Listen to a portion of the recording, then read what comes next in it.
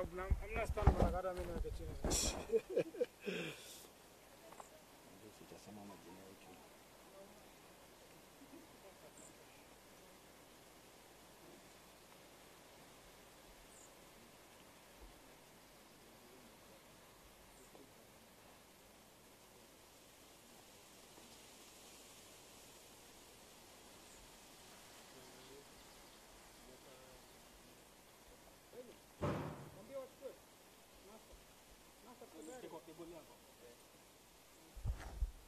Gani?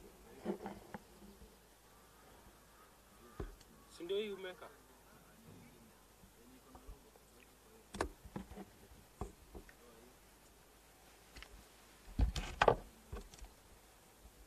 Kwa live KTN na? Zote.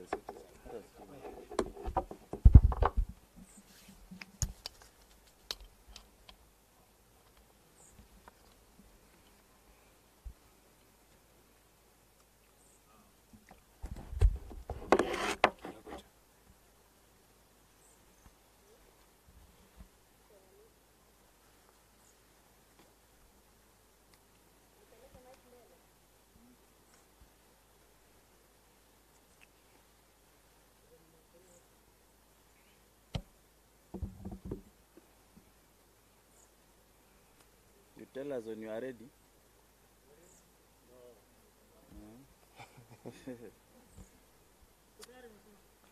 Mko tayari? Tayari? Haya. Okay. Ladies and gentlemen, members of the press,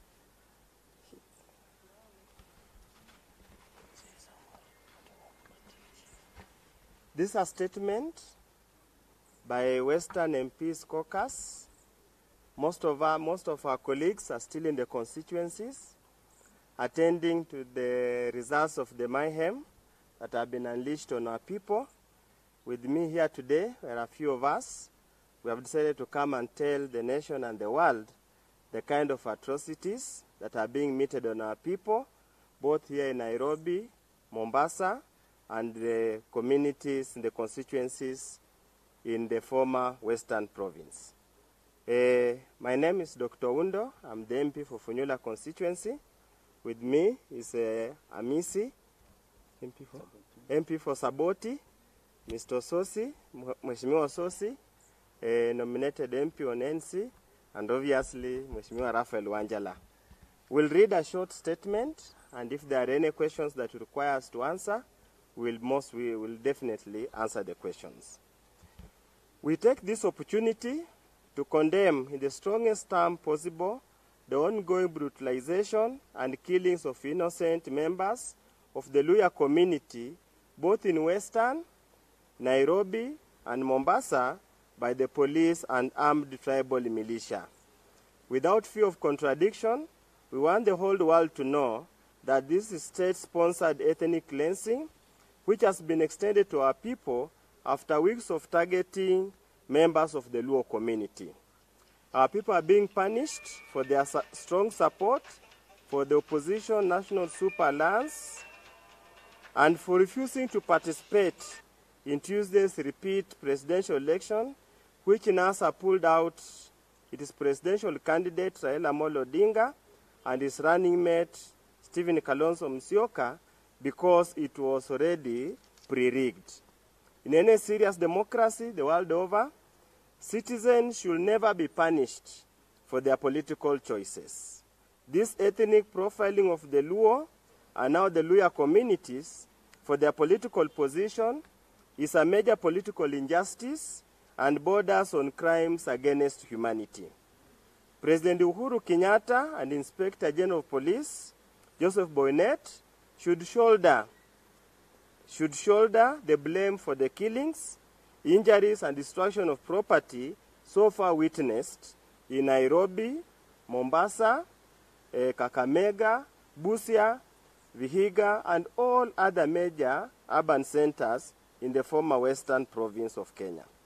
The brazen attacks on innocent Kenyans and families in Kawangware by marauding gangs, reportedly heavily armed Mungiki, without firm police intervention, reminds us of police-facilitated massacre in Naivasha and Nakuru at the height of post-election violence in 2008.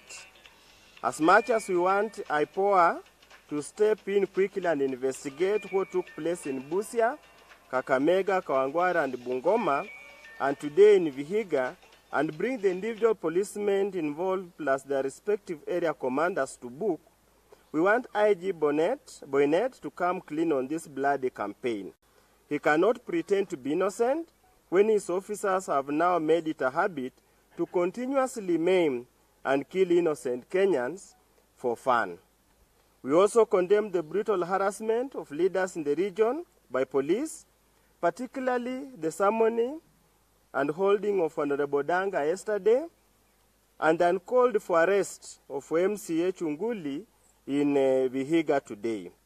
We also call upon the international actors, including International Criminal Court, to step in and help rescue innocent Kenyans from this rogue state. All along, we in NASA have preached peace and urged our supporters not to take up arms against fellow Kenyans.